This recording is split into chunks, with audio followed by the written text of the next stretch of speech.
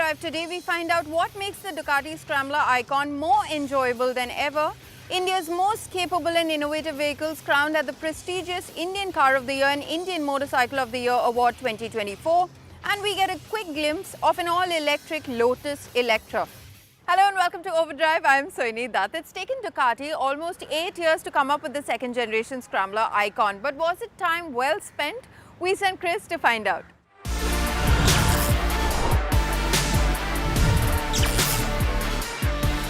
When the first generation Ducati Scrambler Icon, that's the 800cc model, came out in India back in 2015, well, anyone who rode that motorcycle, including me, really fancied it because, well, although it was minimalistic in styling, well, it really, out on the road, it really went like a proper Ducati. The power to weight, the dynamics, the handling, everything was really impressive. Now, it's taken almost 8 years for Ducati to come up with the second generation model. That's the motorcycle you see before you right here. And we're out here to tell you what this motorcycle brings to the table. Now, although the second generation Scrambler may resemble the older model from afar, step closer and all the changes that Ducati have made on this bike become evident. In fact, the Italian bike maker says that this motorcycle is around 70% new. So let's get into it. Up front, the LED headlight with its DRLs and the X design smack in its center, all new. The tail light and the indicators this time around are all LED as well. The bike gets new Kayaba suspension at both ends. Up front, you have an upside down fork, which is non-adjustable, while at the rear, you get a preload adjustable, slightly offset monoshock. Now, both these units offer a good 150mm of wheel travel. The knobby Pirelli MT60 RS treads with the Y design 18 and 17-inch cast wheels enforce that rugged, bare-bones look of this bike. The display is now a 4.3-inch color TFT screen, which makes the older LCD unit look very outdated. There's a ride-by-wire throttle on there now, which gives you 2 customizable ride modes. And from there, you have 2 power modes and 4 levels of traction control settings to set things up just the way you like. You can even switch off traction control completely. ABS, however, can't be switched off at the rear, which isn't really ideal for when you venture off the beaten path, but there is cornering ABS thrown in there for good measure when you are out on paved surfaces. The Icon also gets a slipper clutch, which makes the left lever feel nice and light. Put in some more money and you can also have the multimedia system on there, and even a quick shifter is available as an accessory. Moving on, there's improved switchgear at both ends of the bar, and the flat bench seat and those quarter panels that lay under it are new as well. I absolutely love the way the rerouted exhaust pipe now wraps around the engine, and with that short end can, not only do these things help make the bike look brilliant in the flesh, but with those new heat shields on, well, there's some functional sense to it all as well. Lastly, the number plate has been relocated to the tire hugger compared to the older model. All said and done, this new motorcycle looks a lot neater than the first generation model with no wires poking out at you. But it doesn't end just there. This new gen model also has a neat party trick up its sleeve. Now, a really interesting bit about this particular motorcycle's design and styling aspects will have to be these yellow plastic panels that you can see all over the motorcycle, from the mudguard to the small panels over the headlight, over the tank and the tail section as well. These can all be interchanged for different color panels. Now, Ducati have around 7 to 8 of them, different colored panels for you to choose, and you can mix and match with this particular motorcycle, and that's really cool and quirky. Although this is one of the most simple looking Ducati motorcycles you'll come across on the Italian manufacturer's latest menu, well, with its impeccable fit and finish, it looks and feels like a proper modern day Ducati motorcycle. Ducati motorcycles are known for something else, and that is performance. And just like before, with one flick of the throttle, you'll find this bike full of character in true Ducati fashion.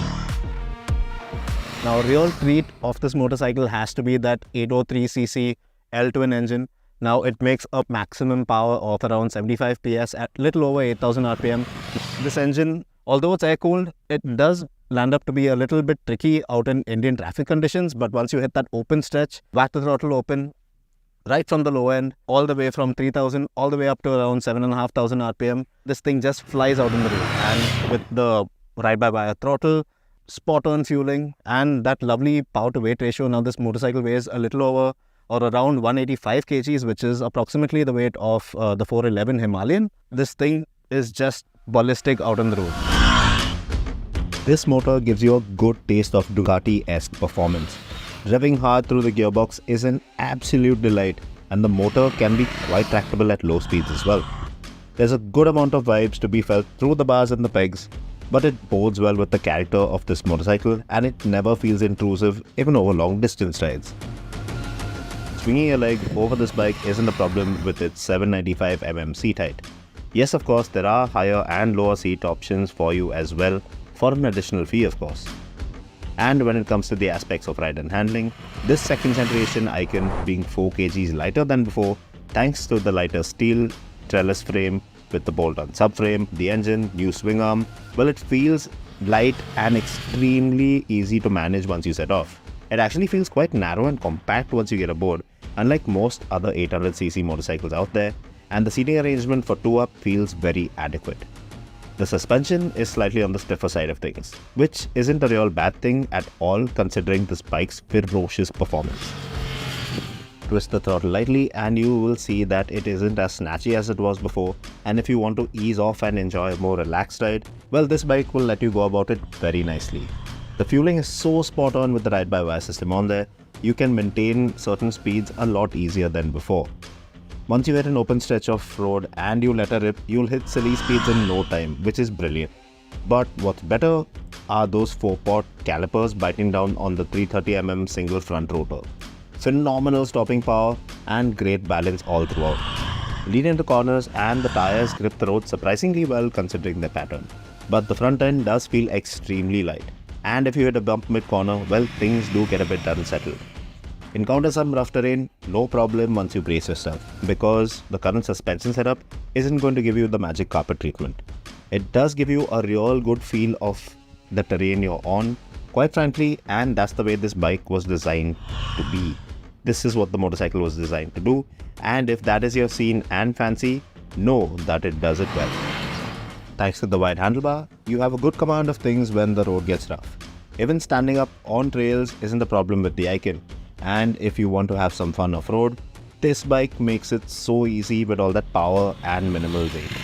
Though the Scrambler Icon was always seen as an entry-level motorcycle to the Ducati brand, so to speak, well, this new bike still remains a motorcycle that will welcome you to the true Ducati ownership experience in laudable style. And this time around, it's got some delightful second-gen sprinkles by way of features. Now for Rs 10,40,000 ex-showroom India, this 800cc motorcycle, the Ducati Scrambler Icon, is the most affordable Ducati that you can actually get your hands on in India currently. And for that price, well, you do get a thorough, proper package in terms of styling, features and performance. Now, this is one of the variants. This is the most affordable variant of the Scrambler, the 800cc model, because there are two higher spec versions. There is the night shift and the full throttle. Now, the full throttle comes with a smaller flat track style handlebar, a Terminioni exhaust, and the night shift, well, that comes with spoke wheels and a couple of more features as well. Both those models, now they retail for around 12 lakh rupees ex-showroom, but this one as a package, as the base model, well, it certainly sets a good starting point for Ducati in the country. The Ducati Scrambler Icon is the cheapest Ducati you can buy in the country today. So would that be your pick for city rides? Let us know in our comment section on our YouTube channel. We'll take a very quick break here on the show. But coming up on the other side, we'll acquaint you with the Indian Car of the Year and the Indian Motorcycle of the Year award. Stay with us, you're watching Overdrive. Welcome back, you're watching Overdrive. Now, the Indian automotive industry has seen plenty of interesting options this year, starting with the smallest of electric vehicles contending against luxurious sedans and bulky SUVs for the coveted title of Indian Car of the Year. In the motorcycle space, 300 to 400cc motorcycles have competed against each other for the coveted title of Indian Motorcycle of the Year 2024. So let's see who stole the show. The most respected and celebrated minds from the automotive journalist fraternity have been hard at work all year testing the latest cars and motorcycles launched in the country on various criteria. And it all boils down to celebrating automotive excellence and innovation with the 19th edition of the Indian Car of the Year and 17th edition of the Indian Motorcycle of the Year awards presented by JK Tyres. While 2023 was a great year for auto enthusiasts, with phenomenal car options that included the likes of the Citroën C3 Aircross, Honda Elevate, Hyundai Exter, Hyundai Verna, Mahindra XUV400, Maruti Suzuki Jimny, MG Comet and the Toyota Innova Hi-Cross. It was the Hyundai Exter that impressed the jury on grounds of its exhaustive list of features, innovative design and outstanding performance. The car of the year 2024, any guesses, ladies and gentlemen? Hyundai Exter.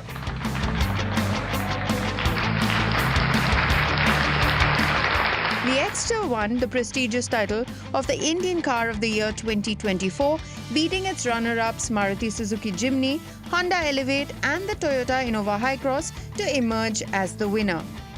Elated, I'm delighted. 2023 was a great year for us, whether it was in terms of launches, new cars, the summer program, which is so close to our heart. But today, I think it caps it all. And frankly speaking, when we designed the Exter, the whole idea was to really create some new benchmark in this segment. We knew we had a winner at hand. At the same time, we did not want to compromise on anything.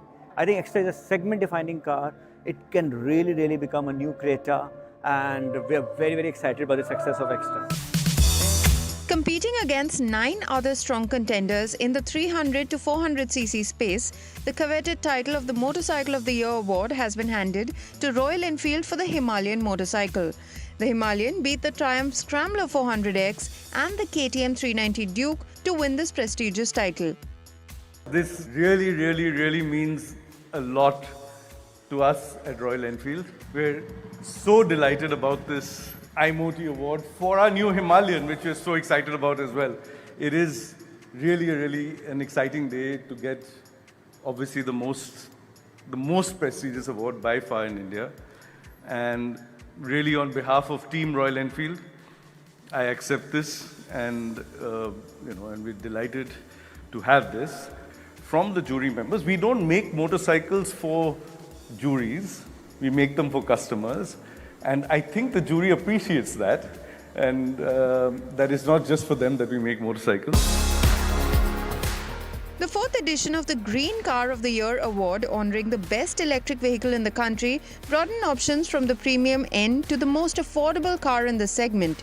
And Hyundai Motors had one more reason to celebrate, as the Ioniq 5 was deemed worthy of the Green Car Award 2024, beating first runner-up BMW i7 and second runner-up MG Comet.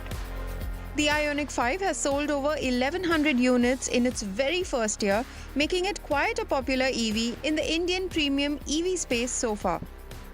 Globally, we are very committed to greener mobility, and we wanted to really launch an electric car in India, which will really redefine the segment with the V2L technology, the range it has, the features it has. And I think there has been a paradigm shift in the way we Indians are now looking at electric cars after the advent of Ioniq 5. And the success in numbers also. The 1100 cars, in fact, was given to Mr. Shah Rukh Khan, and he was so excited with the car. My point is that I think Ioniq 5 is really redefining the future mobility in India.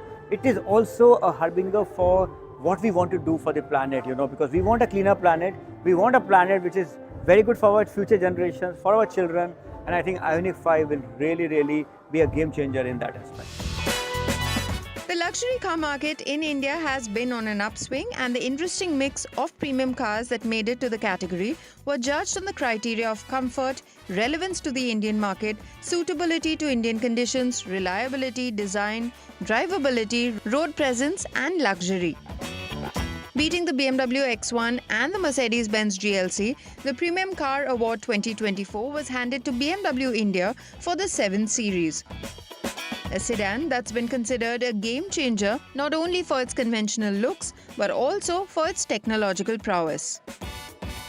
I would like to thank the ICOTY jury members, the 18 jury members, the 12 publications and JK Tyres for the ICOTY awards this year. The 7 Series represents forwardism in its presence and its progressive nature. Post-COVID, we see a lot of demand in this premium segment. It's growing by leaps and bounds. So we had a great product offensive across the BMW portfolio this year. 7 Series obviously represents the epitome of what our brand stands for, and it is really heartwarming for us to receive this Premium Car of the Year award. It's sort of a validation of what the product stands for and its acceptability in the Indian car market. And yes, to your question, we see tremendous potential in the coming years in this particular segment. Well, our heartiest congratulations once again to all the winners of the Indian Car of the Year and Indian Motorcycle of the Year awards. We'll take a very quick break here on the show, but coming up on the other side, we'll get you acquainted with the all-electric Lotus Eletre. Stay with us, you're watching Overdrive. Welcome back, you're watching Overdrive. Now, British sports car maker Lotus has decided to make a very bold entry in the Indian market with the Lotus Eletre. Now, it is an all-electric hyper SUV that has come into the market via their only official dealership in New Delhi called the Exclusive Motors. Tuin will tell you all about this SUV. If you know your cars, you know that a Lotus shouldn't be anything like this Eletre. It's not simple, it's not light, and it's an EV. But what you can't ignore is the way it looks and the sheer specs of this thing. The Lotus Eletre is about the same size as the Lamborghini Urus but follows a softer, sleeker theme. There's been a heavy focus on aerodynamic efficiency as with most EVs, and you see this with the ducting on the bonnet and around the split headlamps. There's a grille too, but this also helps cool the powertrain with its opening slats. The taut look of the front is seen in the raked profile too, especially well done with the elongated rear. This Eletre R is fitted with the optional carbon fiber trim that seems to go well with this paint scheme. The optional 23-inch wheels look great, but the Eletre also has some functional party tricks up its sleeve, like these hidden LiDAR sensors and the retractable spoiler, which help keep that low 0.26 drag coefficient. The full width lighting dominates the rear, but you see more of those neat aero inclusions like the split roof spoiler, the large ducts around the lighting, and the simple bumpers. Based on a skateboard EV platform, there's good practicality like the 388-litre boot and the 46-litre frunk. So when you step inside this Lotus, the first thing that will take you back is the general look of it. You haven't seen, at least in India, an EV like this or even a luxury SUV like this. So just the layout, it sort of mimics the outside with these sort of panels which are very aerodynamic, again very aero focused even within the cabin. At least that's what the sense you get. Very soft curves and so on. Just the way this dash wraps around you, but what will take it to the whole next level is the level of fit and finish. It's really quite stunning. Everything that you touch is of a very high quality, all the materials and finishes of course, and especially high quality are all these switches. First of all, the steering itself is quite nice to hold, but these paddles for the regen and the drive modes, they have this ridged chamfered finish and that continues throughout the car. Right on these indicator stalks and these controls for the air vent and the gear selector. But that's it, that's pretty much all the switchgear that you have, because everything else is controlled through this 15.1-inch touchscreen. It runs an Unreal Engine, so the graphics really are quite slick, as you can see. And you control everything through here. For example, even the AC, the vent controls are right here. Same for your heated and cooled seats, all your drive modes, all your functions, everything is through here. And taking this sort of slightly special feeling, it's very different from what you've seen before. Other touches, for example, these covers for this KEF audio, it's again very well made. And these cup holders, the way they press down and press up. And then also you have the general feel coming from within the driver's seat, where because of the layout of the dash, you have a very clean view out. There's these slim banks of screens, one for you, one for your passenger, which give you just the bare minimum, but pretty much all the information that you need. The way the steering wheel, it's flat, so again, it doesn't obstruct your vision. The seats, they're so adjustable. So in that sense, it really does make you feel like you're in a sporty car. The Eletre is based around an 800-volt dual motor setup fed by a 112 kWh battery pack. The top Eletre R has those over-the-top EV supercar specs to go with this, like 905 PS and 985 Nm. This gets it to 100 from standstill in 2.95 seconds, and with range still being a reasonable 500 km. The lesser Eletre and Eletre S also make a sizable 603 PS and 710 Nm, doing the 0 to 100 kph sprint in 4.5 seconds, but with range increasing to 600 km. This top Eletre R also gets a load of chassis tech like an anti-roll function, rear wheel steer in addition to the torque vectoring, air suspension and adaptive damping on all versions. Now that very committed feeling from the front, you can also find it here in the back seat, especially if you pick this, the 4-seater option. There's also a full bench for the 5-seater, but this is the sort of higher level 4-seater version. And yeah, again, all the tech from the front, it continues here. For example, you have this screen that flips up. You control again the climate functions, the audio and some of the seat functions from here. But that same sense of quality, that same sense of being in a sports car like place continues here with the seats. They are pretty much very similarly supportive to the front, those same fancy cup holders here.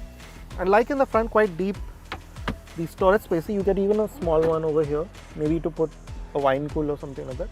And this also happens to be a spacious cabin nonetheless. So you have a decent amount of legroom, as you can see.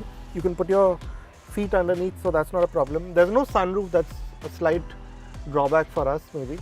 But what you do get instead is quite a bit of headroom, at least for me. And the seat reclines, everything in the seat is powered, so it reclines to a nice angle. So yeah, in terms of something that you might want to be driven around in, the Eletre does well on those fronts too, at least from this very early impression. In this brief look around, the Eletre already impresses with its striking looks, the tech on offer and the pleasing quality of its interiors. Prices start from Rs 2.55 crore for the base version, going up to Rs 2.75 crore for the S and to Rs 2.99 crore for the R. Surprisingly, it's quite the deal when you see it against its IC rivals. Now to see how much of that Lotus magic is retained in the way it drives. With that, we've run out of time on this week's episode of Overdrive, but remember, you can stay in touch with us through our various social media platforms. You can drop in a comment on our YouTube channel as well. We'll see you next week. Until then, drive and ride safe.